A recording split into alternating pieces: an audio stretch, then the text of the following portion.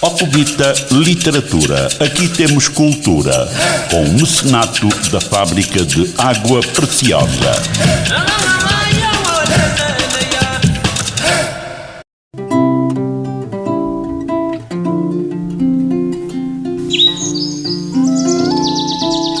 Academia de Autores da Willa. Projeto de Desenvolvimento da Literatura na Willa. É um projeto que visa promover o desenvolvimento da literatura na Willa e em Angola. Este projeto tem como objetivo a recolha de obras e trabalhos de escritores e candidatos a escritores para possível publicação em livros digitalizados, e-books e posterior divulgação nas escolas da província e público em geral. Estes e-books serão distribuídos de forma gratuita. Podem ser guardados e lidos em computadores, tabletes, pendrives, CDs e telefones. Qualquer pessoa que tenha trabalhos escritos ou queira desenvolver sua escrita pode aventurar-se e enviar seus trabalhos. Escrever é uma doação e uma paixão. Todas as obras editadas serão publicadas no site Academia de Autores da Willa, Angola, e poderão ser lidas e baixadas gratuitamente. Os trabalhos e obras terão de estar digitalizados em Word Verdana 12 e devem ser enviados para o seguinte endereço eletrónico: escritores.willa@gmail.com. Apoio Fábrica de Engarrafamento de Água Preciosa. Podem ouvir-nos na Rádio Willa, segunda-feira às 15 horas e às quintas-feiras às 11 horas. E na Rádio Académica ISP poderão ouvir-nos todas as terças e quintas-feiras no mesmo horário, ou seja, às 13 horas. Concurso de poesias nas escolas da Willa. A ASA Willa, a Associação de Autores na Willa, e o Mecenas Fábrica de Água Preciosa convidam todas as escolas públicas e privadas de todos os municípios da Willa a desenvolverem concursos de poesias em cada escola. Ao final do ano letivo, cada escola apresenta uma coletânea das melhores poesias para serem publicadas em formato digital, e-book, e em formato audiobook no portal da ASA Willa, www.academiadeautoresdawilla.net, e no canal YouTube ASA Willa Audiobooks.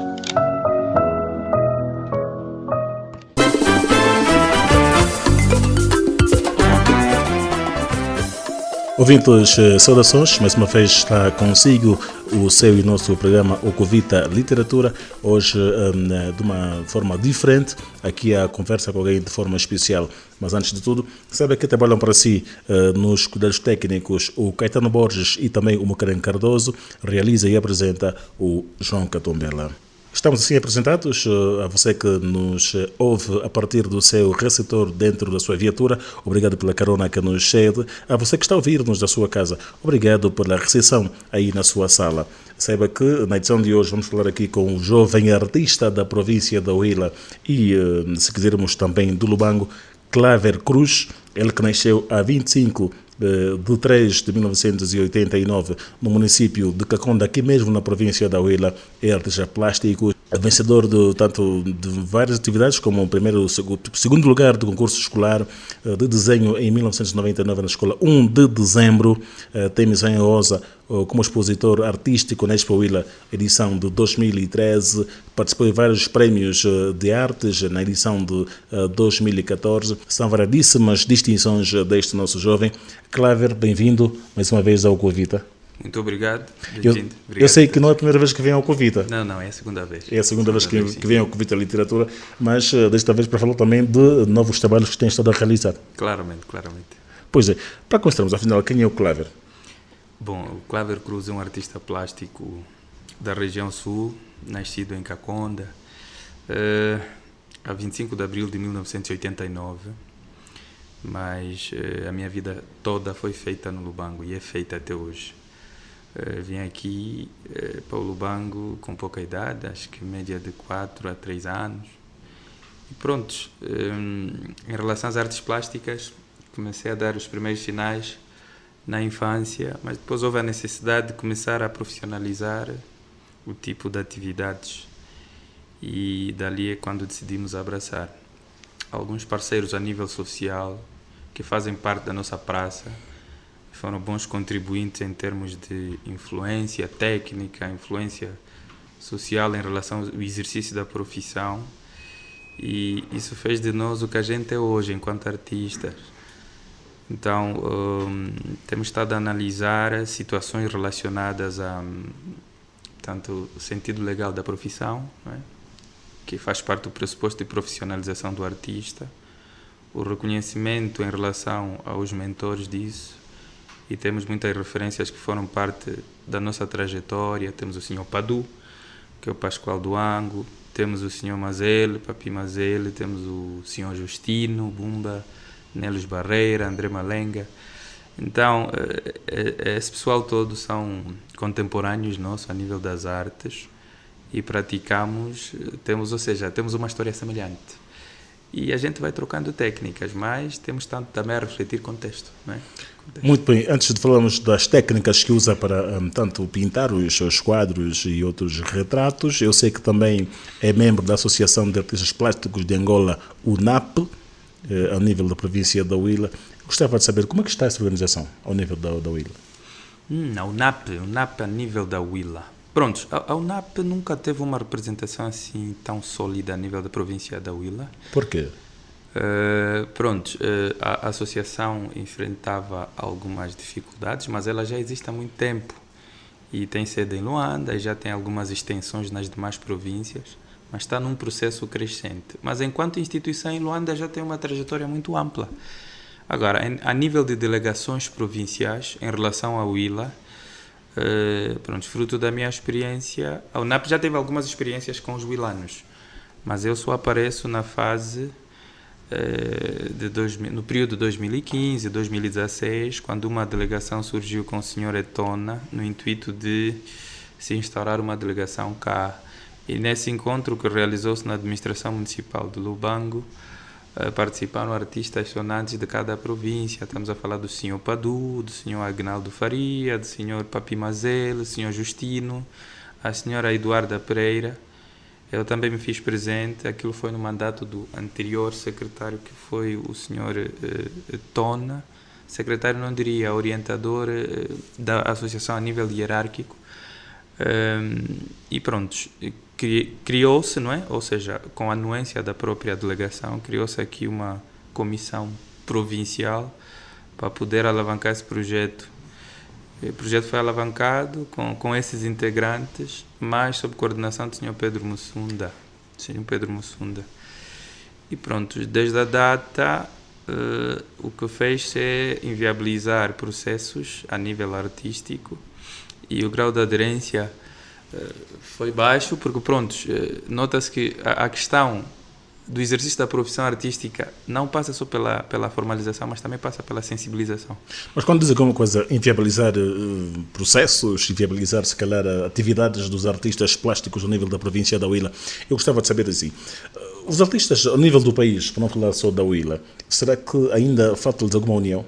Há muitos fatores ali, não só a união, mas também, porque se a gente se centralizar só na união, daremos a cara como se fosse o único fator. Não, há muitos fatores que estão a influenciar para o distanciamento dos artistas. Um deles é a falta de conhecimento do exercício da própria profissão. Porque um artista, é um profissional liberal. E ele tem que saber as suas atribuições enquanto profissional. E isso, por vezes, passa por valores que são passados em academias, não é?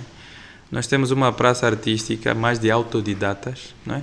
De pesquisadores, pessoas que desenvolvem técnicas de forma independente e vão à busca daquilo que é o aprendizado. Agora, a institucionalização, ou seja, centros de formação, escolas de ensino, quer de base, quer médio ou superior, vocacionadas só para as artes plásticas, O nosso contexto não tem. Luanda tem um pouquinho, tem algum Instituto de Belas Artes, existem alguns centros, mas nas demais províncias têm sido adaptações. Está a chamar pelo menos que se olhe para esse lado, a ver se pelo menos na Huila, aliás, até porque se tem dito que o Lubango é estado de conhecimento, que se tem uma escola pelo menos virada para esse sentido. Sim. E acho que não só uma escola a nível do setor privado, é mesmo um programa institucional a partir do governo nosso, não é? Porque, pronto, nós temos a formação geral, o ensino geral, que ele envolve sempre cadeiras que também aperfeiçoam a pessoa desde tenra idade, a capacitação sobre formação manual e plásticas, educação visual e plástica, artes visuais. Mas essas cadeiras a nível do nosso sistema de ensino, o Ministério da Educação tem estado a falhar um pouquinho porque são cadeiras que não têm sido dada a prioridade que se deve. Pronto, pelo menos antes desta reforma educativa que se vive ao nível do país, nós tínhamos estas disciplinas, a EVP, não é? Educação visual-plástica e o que... Canto, teatro e dança. Agora parece que foram todas substituídas em função da reforma que se vive. Está a dizer que é necessário que se volte para isso? Voltar necessariamente não, mas aquelas disciplinas que, portanto, fundiram esses aprendizados, ou seja, eles não desapareceram. Só ganharam uma nova denominação e constam nos planos curriculares. Mas em termos de priorização do Ministério da Educação, sente-se que, pronto, há uma inclinação em relação mais a línguas, às ciências sociais, às ciências exatas, mas aquilo que são disciplinas que despertam valores culturais, artísticos e criativos, pronto, são tratados até a nível das instituições, classe docente, direções, não como prioridade. E essa consciência a pessoa sente no professor, sente nas escolas e depois até sente no aluno. O próprio aluno em si, ele não tem medo de enfrentar uma avaliação quando é uma dessas cadeiras, que envolve questões de cultura geral, artes plásticas, criatividade.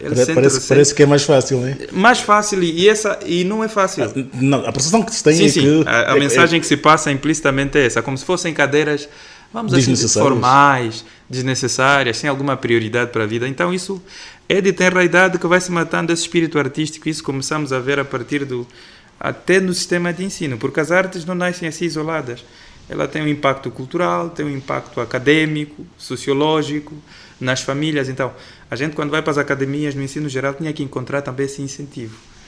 Eu sei que o Cláudio Cruz é também formado em Direito, mas não é disso que vamos falar por agora. Vamos mesmo seguir-nos nesta nossa conversa sobre as artes plásticas no nível da província da Huila e também olhar para aquilo que tem sido o envolvimento das associações, tanto governamentais e não só, como no caso da ASA Huila, que se tem estado a focar-se na promoção e divulgação dos feitos dos artistas, autores ao nível da província da Huila, aqueles que fazem música, aqueles que pintam, que também esculpem. Eu gostava de dizer, enquanto artista, falo aqui da questão dos currículos, que apesar de terem previsto estas cadeiras, mas que não são quase tidos com muita seriedade.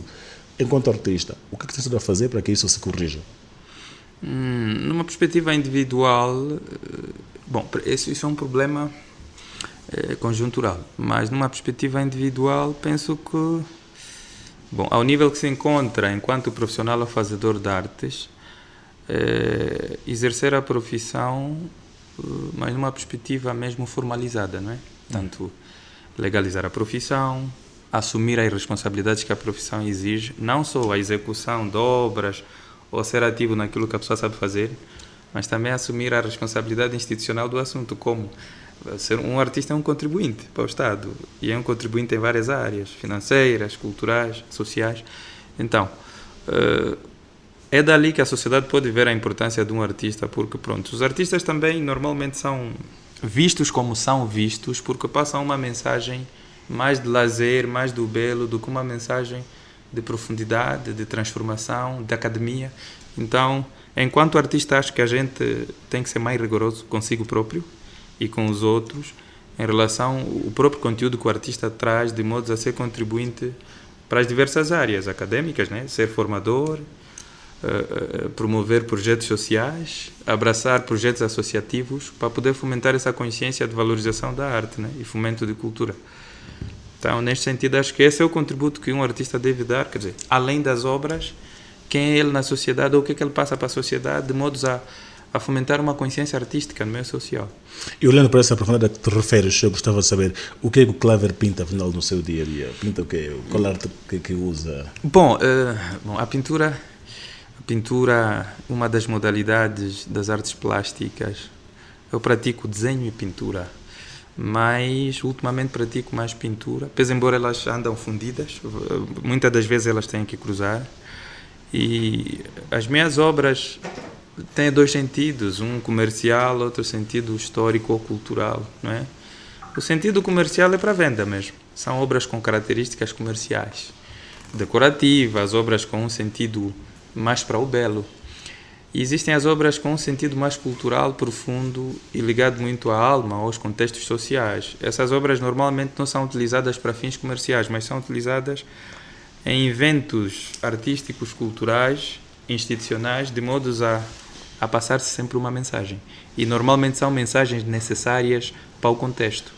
Ou uma mensagem relacionada com a condição econômica da Angola, a condição sociocultural dos povos, porque essa obra não é para um consumo comercial. Esse tipo de obras que é utilizada em eventos culturais não é para um consumo comercial, é uma obra para efeitos de estudo, e ela tem que ter uma mensagem necessária para efeitos de transformação. E para que isso tudo aconteça é preciso que haja espaço. Como é que olha para a questão dos espaços para que os artistas possam então expor aquilo que fazem nas artes? Espaço. Pronto, o Lubango tem espaço, mas não chamamos espaços oficiais de artes. O que chamamos é espaços multiusos, não é? Podem ser desenvolvidos, haver o desenvolvimento de atividades multifacetadas, e essas atividades podem ser incluídas às artes. Então, não temos dificuldades em termos de espaço. A maior dificuldade está na estrutura em termos de mercado de artes a nível do nosso contexto, porque não existem agenciamentos, não existe ainda um mercado formalizado com uma tendência industrial de produção. Os artistas atuam de forma individual e dentro daquilo que podem vão realizar os seus inventos. E ao realizar os seus inventos, os espaços podem ser negociados porque há muito espaço por ali para exercício ou desenvolvimento de uma atividade, não é? Colóquios, exposições de artes plásticas. Mas agora, oficialmente, galerias nós não temos na Willa. Oficialmente, centros de produção nós não temos na Willa. Instituições, quer privadas ou públicas, de formação, nós não temos na Willa. E não só na Willa, acho que nas demais províncias de Angola, um pouquinho no Luanda que tem. Aquilo que é específico para a arte, nós cá não temos. Até instituições de promoção e produção de material, quer dizer, o desafio é muito grande. Então, aquilo que são fatores que influenciam o crescimento da arte, para nós é um bicho de 7 cabeças. E perguntava, antes dessa questão mesmo, era o assunto de saber, pelo menos, que técnica que usa quando vai fazer o seu desenho, quando vai fazer a sua pintura, que técnica que usa nos seus trabalhos no dia a dia? A última mais utilizada é pincel sobre tela, porque é uma... Mas é mais barato encontrar esse material no mercado? Não é. Esse material, várias vezes até fazemos adaptações, porque o material genuíno, em primeiro lugar, é muito caro, e em segundo lugar, nem sempre a gente encontra material autêntico. O que a gente encontra são materiais aproximados, mas aquilo que se deseja para a produção qualitativa de uma peça de arte com dignidade, a gente tem dificuldade em encontrar material autêntico, e várias vezes recorremos, ou seja, a maior parte das vezes a gente recorre para o processo de importação, não é? Tem que importar, mandar vir, realizar encomendas, etc., porque aqui nós não temos esse material. Uma vez a outra encontramos, mas por vezes o compromisso é regular, não é? A pessoa tem que estar sempre a produzir, etc. Quando encontra esses contratempos, há alturas que a gente tem que recorrer para a adaptação. Então, é um material muito difícil, muito exigente, e inclusive há outro contratempo que tenho enquanto artista, não só a mim, os meus colegas também. Este material por vezes é partilhado, mas também não há aquela compensação, porque pronto, adquire-se, quando a gente encontra um material autêntico, a gente tem que fazer aquele equilíbrio custo-benefício, custo de produção-benefício. Uma obra com esse tipo de material, ela tem um respeito, uma dignidade e um valor comercial muito alto. Mas nós também encontramos outro contratempo. Não temos uma sociedade para consumir a obra com a dignidade que se impõe. Portanto, estamos num contexto Mas inflacionário. isso porque, se calhar, os preços são mais altos e as pessoas têm prioridade, se calhar não vêm prioridade, pelo menos na compra de uma obra de arte, e vêm, se calhar, na aquisição do saco de arroz, de uma caixa de óleo. Será por isso? Sim, é o tipo de sociedade que temos.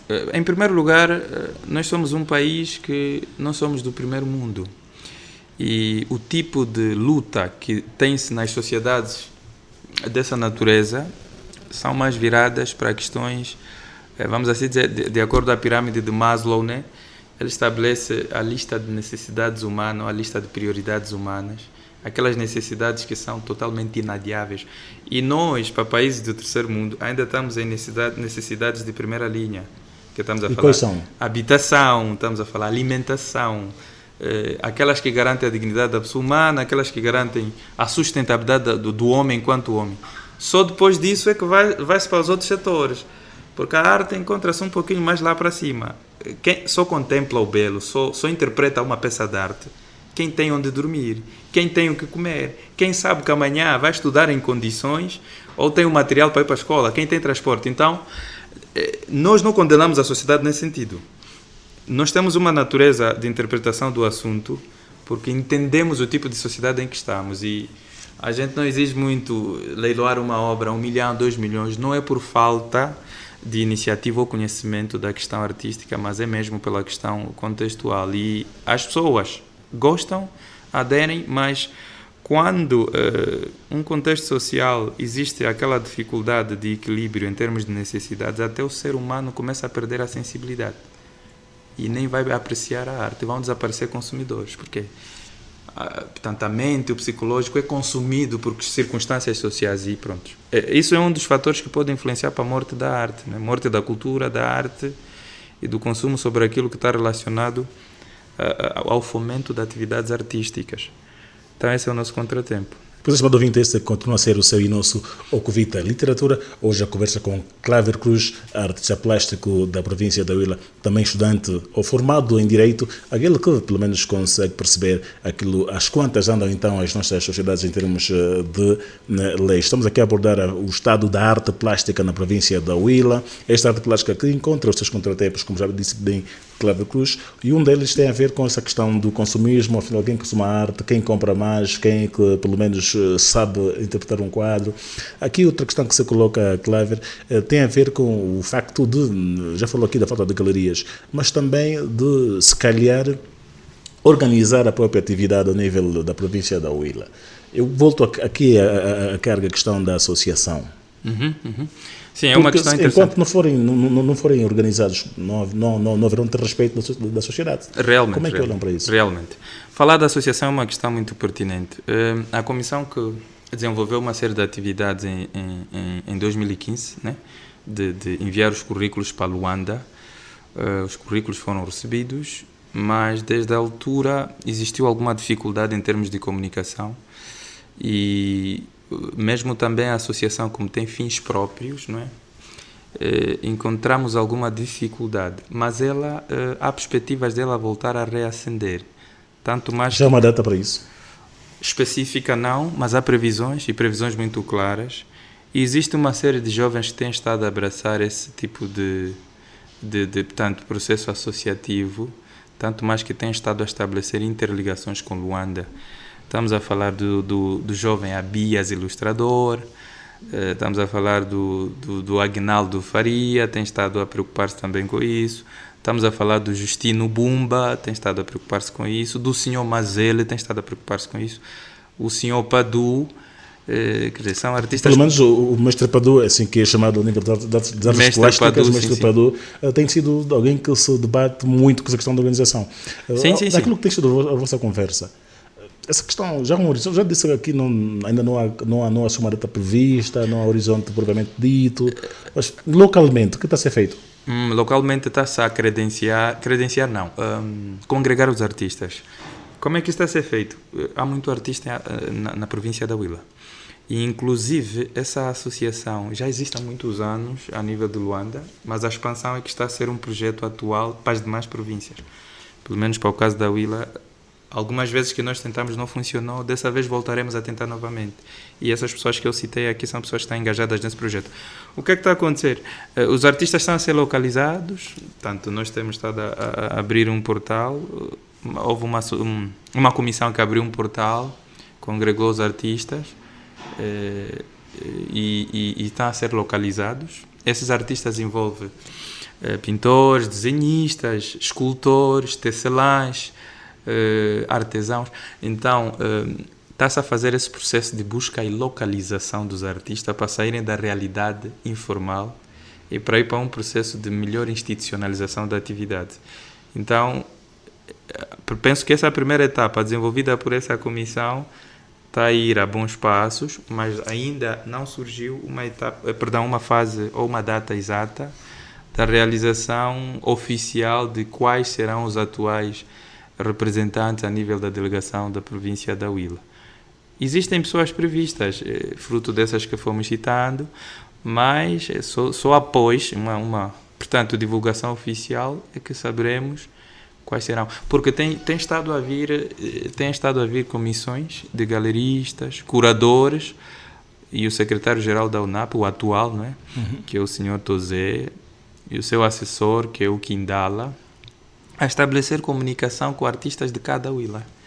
Eu algumas vezes fui notificado, mas também algumas vezes teve em frente o Agnaldo Faria, algumas vezes teve em frente, ou seja, entraram em comunicação com o senhor Padu, e também congregaram outros jovens. O jovem Abias, ilustrador, tem estado a difundir uma boa informação e a congregar os artistas de modo a fazer passar a mensagem para as pessoas aderirem. Então está-se a fazer um processo de sensibilização aberto para ver se dessa vez funciona, porque o grande contratempo é mesmo também a formalização e a institucionalização da profissão. Quer dizer, temos um contexto de artistas autodidatas, mas também estão muito informais e estão mais para o lado da produção do que propriamente a responsabilidade da profissão. Então requer rever esse pormenor. Pois é, estamos a escassos minutos do fim da primeira parte desse seu e nosso Covita Literatura. Assim que o senhor ligou o seu rádio, sabe que este é o espaço da ASA Huila, Associação de Autores Provincial da Huila, que tem por objetivo divulgar os feitos aqui da província da Huila a nível das artes, desde o desenho, a pintura, a música e também a poesia. Hoje a conversa com Claver Cruz, artista plástico, e aqui já uma última questão deste nosso primeiro bloco do seu e nosso Covita Literatura tem a ver, quem é que afinal que deverá receber documentos, receber todo o processo para que isso se formalize, se legalize? É o Ministério da Cultura? Quem deverá fazer isso? Mas falar da UNAP, por ser uma associação privada, a realidade acontece mesmo em fórum criado pela associação, não é? Pode ser em assembleia, portanto, em assembleia não digamos, mas em assembleia pode-se realizar a eleição do processo de pessoas indicadas para poderem representar uma delegação, e essa delegação pode assumir a responsabilidade de fazer a recolha dos dados para efeitos de formalização, porque houve uma experiência em 2015 dessa natureza e a mesma poderá ser repetida dessa vez. E acho que a UNAP já teve experiências até anteriores à de 2015. Então, está-se a ver como haverá de se decidir isso. Há pessoas a trabalharem nisso, criar-se-á uma comissão, e essa comissão há de assumir a responsabilidade da questão administrativa em relação aos artistas. Sim, senhor. Então, esta continua a ser a conversa com Claver Cruz, artista plástico, no seu e nosso Covita Literatura. Nós vamos fazer uma curtíssima pausa para uma música e já voltamos.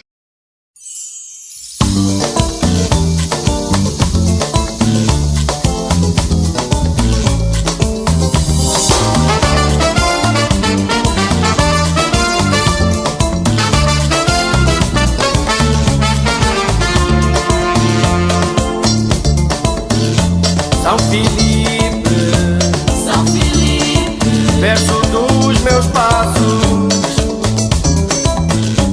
em teus braços, alentos eu vim buscar. Doce terra, entre mar e montes, de horizontes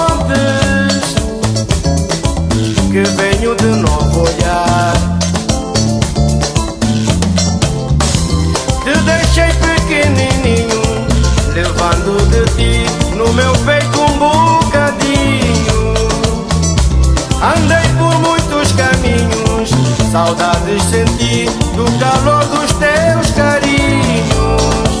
Sombreiro a olhar, a praia me bronzear e o rio Cavaco a se espreguiçar.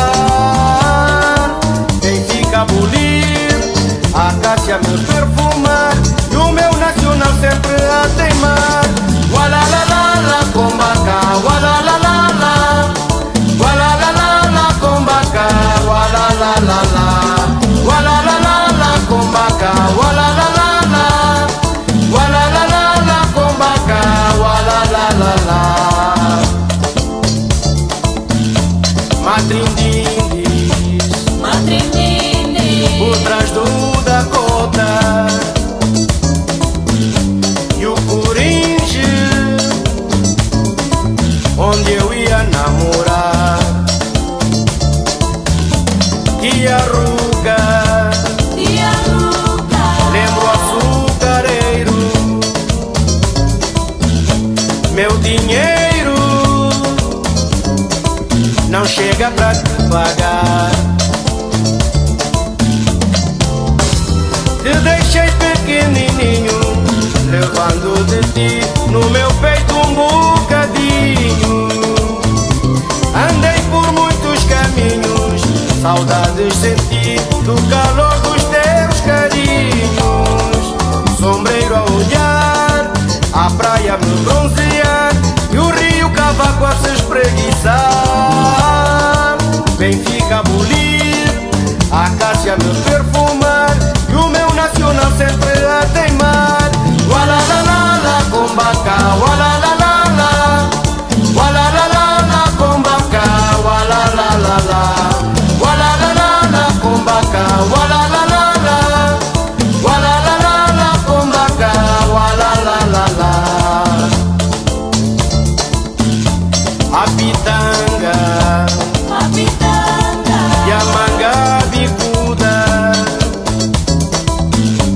tambarino com cinza saborear. De tardinha, comboio apitando, acenando, conversas de descansar. Te deixei pequenininho, levando de ti no meu peito um bocadinho. Andei por muitos caminhos, saudades senti do calor dos teus carinhos. Sombreiro a olhar, a praia me bronzear e o rio Cavaco a se espreguiçar. Benfica a bulir, a acácia me perfumar e o meu nacional sempre a teimar. Gualalalala, combaca, gualalalala, gualalalala, combaca, gualalalala, gualalalala, combaca, gualalalala, gualalalala, combaca, gualalalala, gualalalala, combaca, gualalala, la li la la la, combaca, combaca, gualala li la la, la li la, combaca. Ouvintes, bem-vindos à segunda e última parte do seu e nosso Covita Literatura. Hoje a conversa com o artista plástico Claver Cruz, jovem do Lubango, jovem que nasceu do interior. Normalmente aqui no nosso Covita Literatura nós deixamos a última parte para falar um bocadinho do artista enquanto pessoa. Eu costumo olhar para esse lado e dizer assim: oh Claver, como é que é possível um tipo que nasce em Caconda vem para o Lubango e se firma? Foi um processo nos anos 90, finais dos anos 80, 90. Yeah.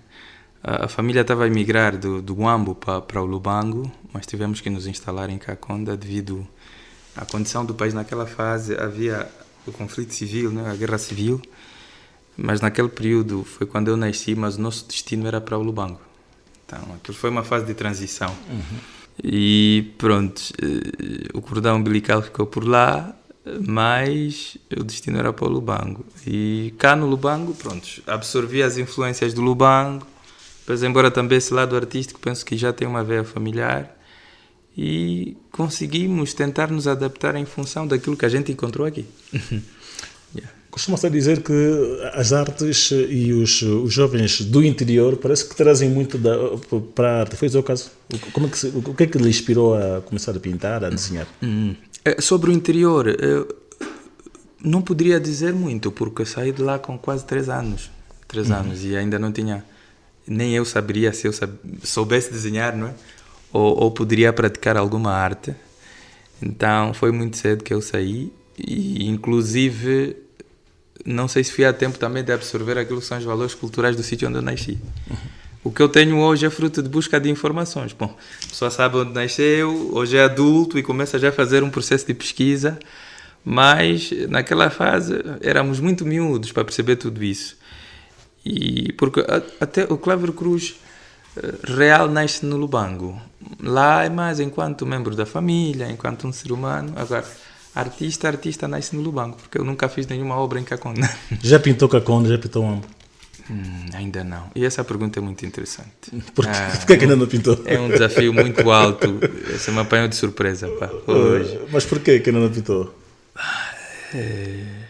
Nunca pintei Caconda, nunca pintei o Ambo. Mas por que não há interesse, não há história por retratar? Há muita ali, tem muita riqueza, tem muita informação, tem muito conteúdo. Aliás, isso é um cartão vermelho para mim. É um cartão. Não, por agora vai ser um amarelo, não vai ser um vermelho já. O vermelho vai ser um amarelo. Vai ter a oportunidade de refazer a situação. De facto. Não, é verdade.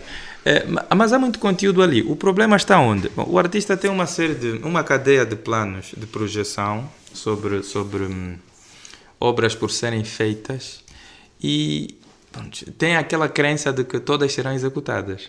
Nunca pensei de forma direcionada a Caconda, mas já produzi várias obras a retratar o Lubango. Já.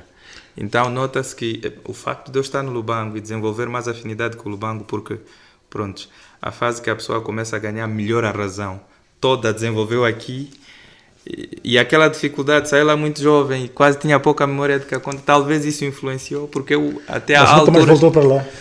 Passei lá algumas vezes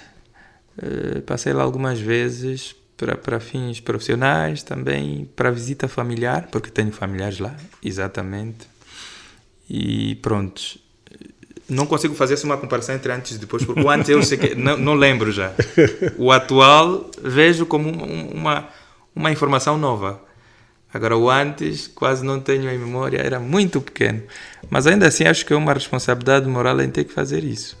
Senhora amado ouvinte, saiba que este é seu e nosso Ocuvita Literatura, um espaço que vai até si por força do mecenato da Água Preciosa. E eu vou aproveitar esse caso enquanto jurista. Como é que olha para a lei do mecenato ao nível do país e da Huila de forma particular?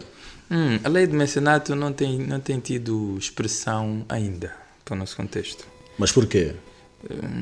Há muitos contratempos. Um deles é a cultura jurídica a nível dos artistas, a falta de cultura jurídica a nível dos artistas, porque até mesmo há artistas nossos que desconhecem isso.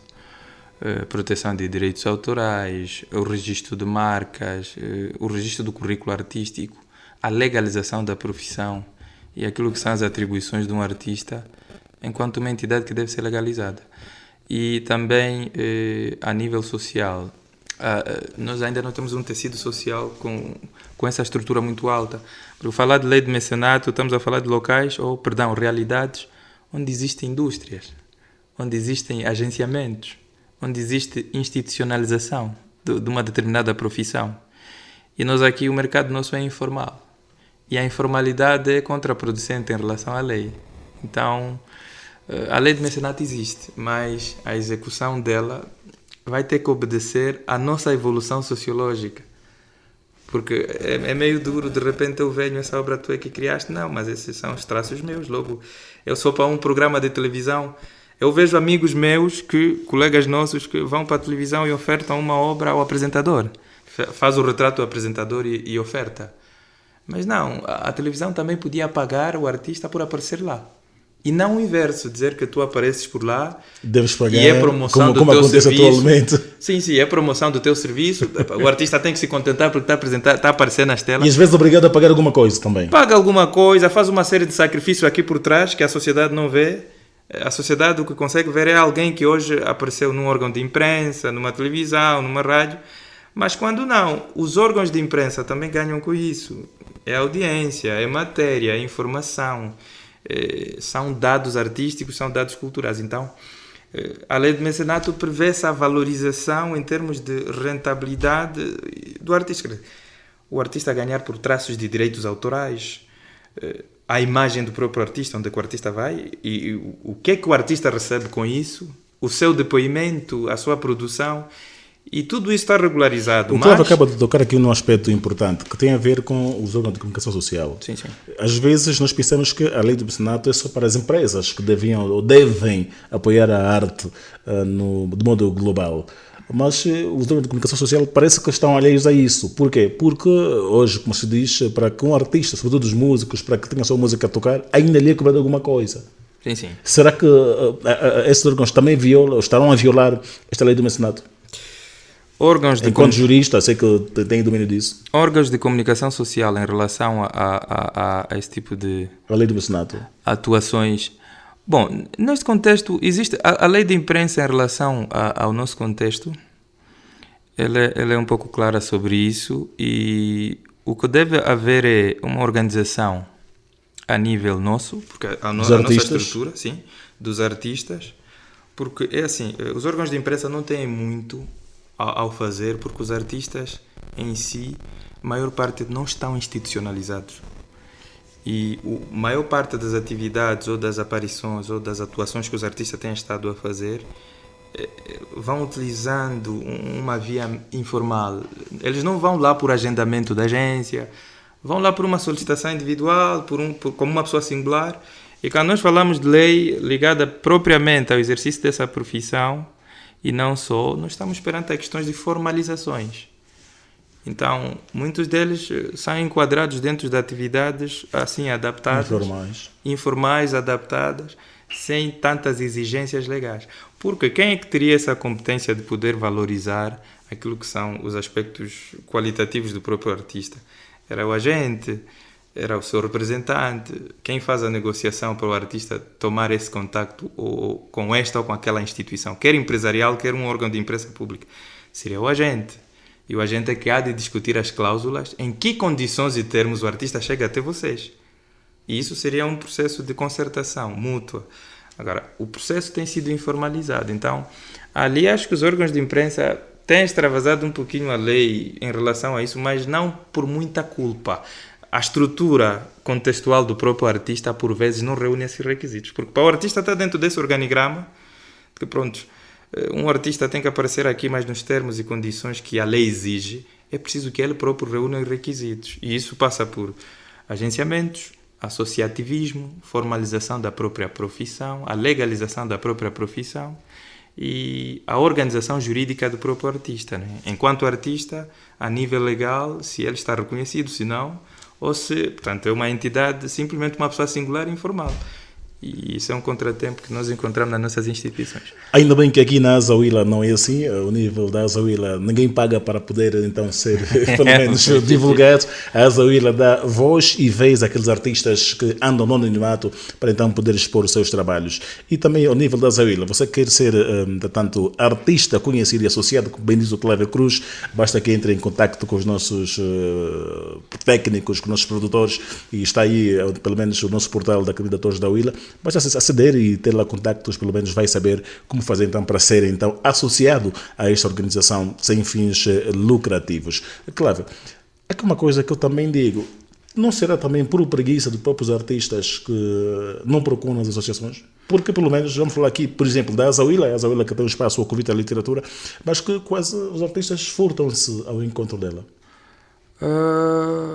Preguiça, bom, não nego, preguiça não diria, talvez negligência, mas também negligência. Eu acho que é assim, a informação sobre determinado exercício de profissão é importante. E eu vejo muito jovem motivado na área que eu também estou, artes plásticas, e gostam de fazer o que fazem, mas falta aquele processo de consciencialização a nível institucional da profissão. E estamos muito no contexto do improviso, não é? Quer dizer, eu faço e vou exercendo a profissão e vou andando. Então, também falta um mecanismo que deve ser avançado pelos processos associativos de sensibilização da classe artística no intuito dos artistas desenvolverem a consciência da responsabilidade da profissão. E isso é passado por instituições.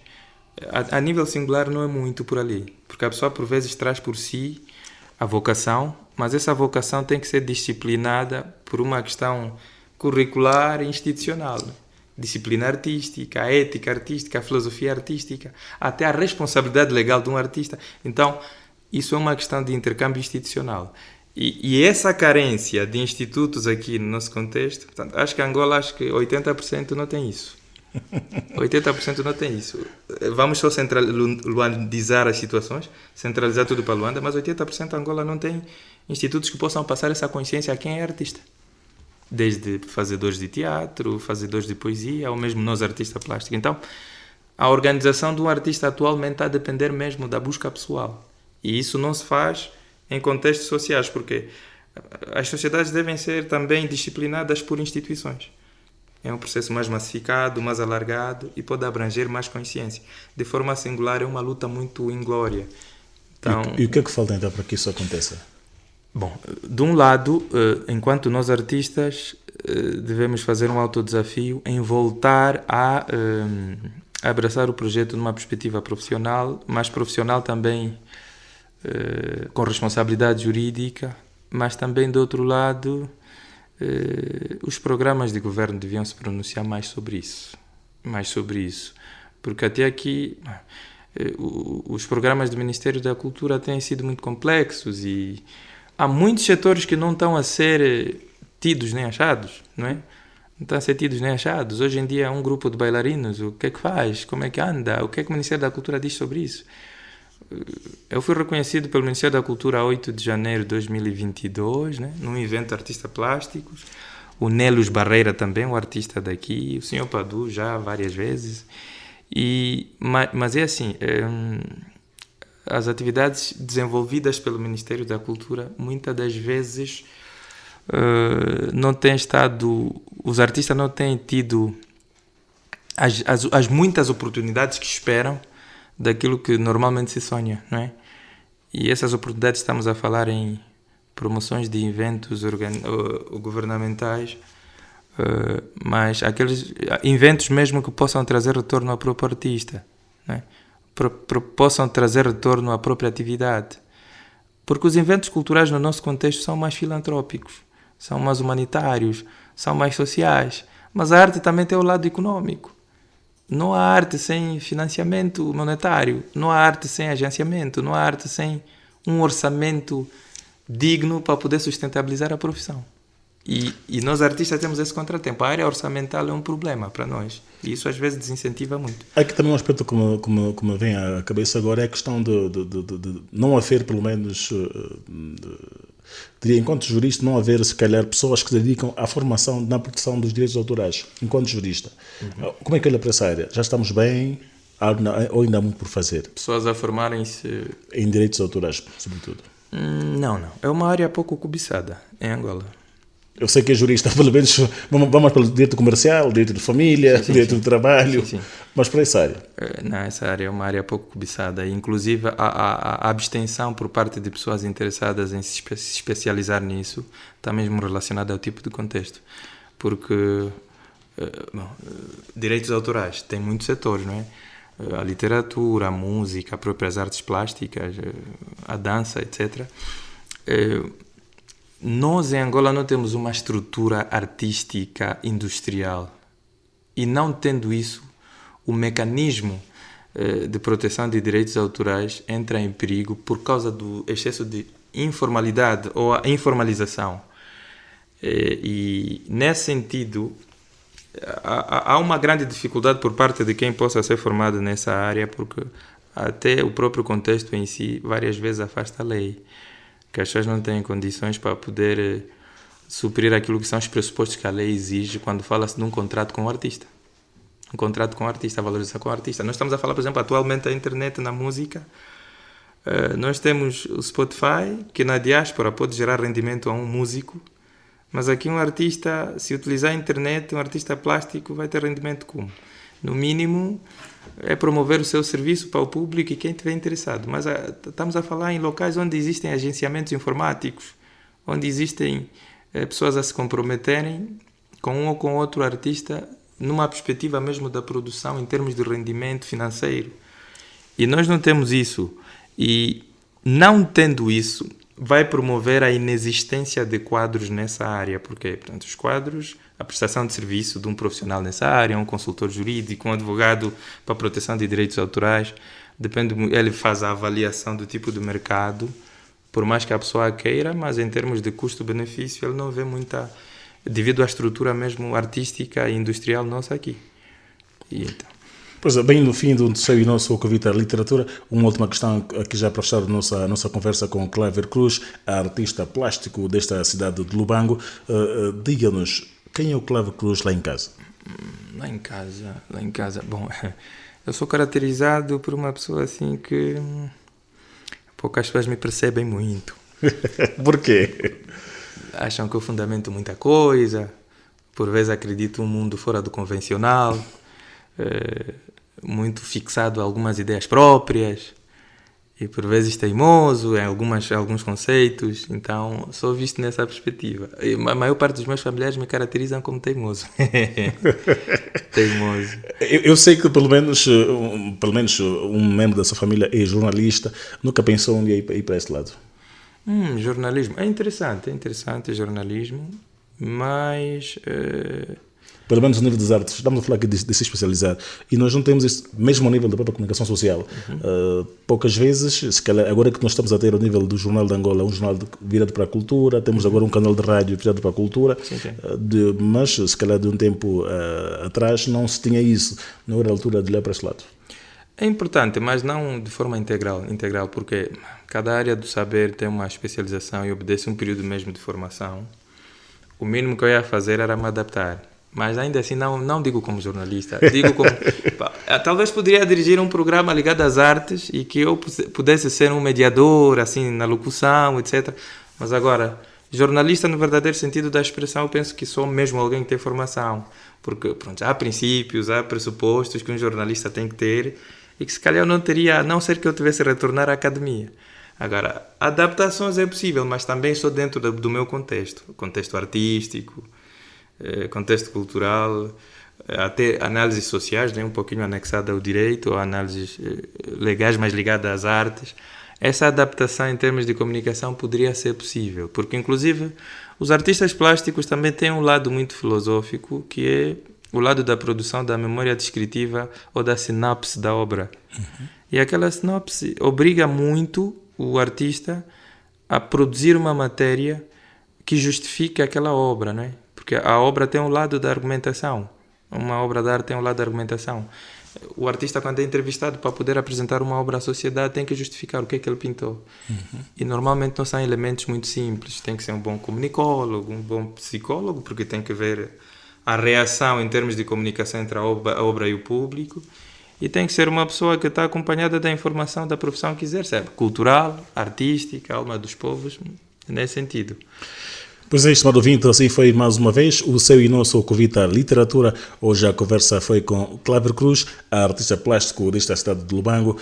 Resta-nos apenas agradecer a presença do Cláver Cruz. Obrigado pelo convite, por aceder ao nosso convite. Sempre um prazer, irmão. E também agradecer a você que esteve do outro lado a acompanhar este seu e nosso Ocovita Literatura a partir do seu carro, a partir da sua casa. Saiba que nessa edição trabalharam para si o Caetano Borges e também o Karen Cardoso nos estudos técnicos. Realizou e apresentou o João Catombela. Eu que, em nome dos quatro, despeço-me com a promessa de estarmos juntos nas próximas edições desse seu e nosso Ocovita Literatura. Até lá, que Deus abençoe a todos. Concurso de poesias nas escolas da Huila. A ASA Huila, Associação de Autores na Huila e o Mecenas Fábrica de Água Preciosa convidam todas as escolas públicas e privadas de todos os municípios da Huila a desenvolverem concursos de poesias em cada escola. Ao final do ano letivo, cada escola apresenta uma coletânea das melhores poesias para serem publicadas em formato digital e-book e em formato audiobook no portal da Azawila www.academiadeautoresdawila.net e no canal YouTube Azawila Audiobooks.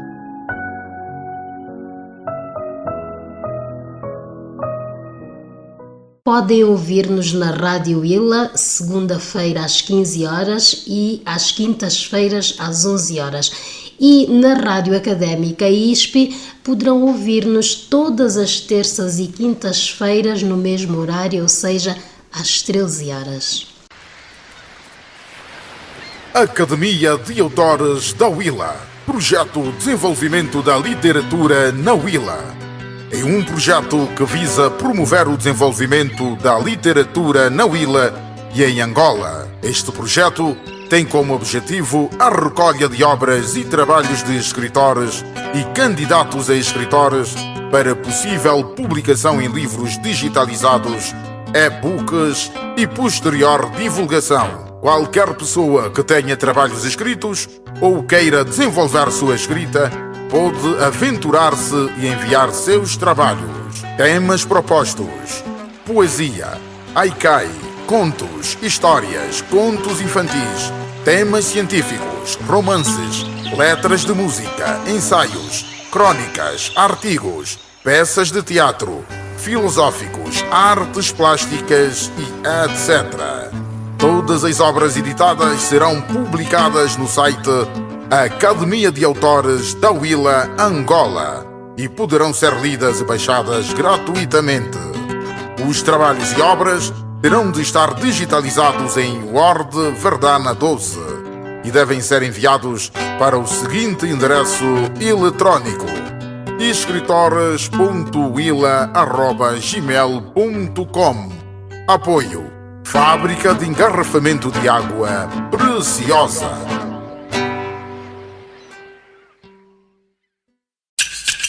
Ocovita Literatura. Aqui temos cultura, com o mecenato da Fábrica de Água Preciosa.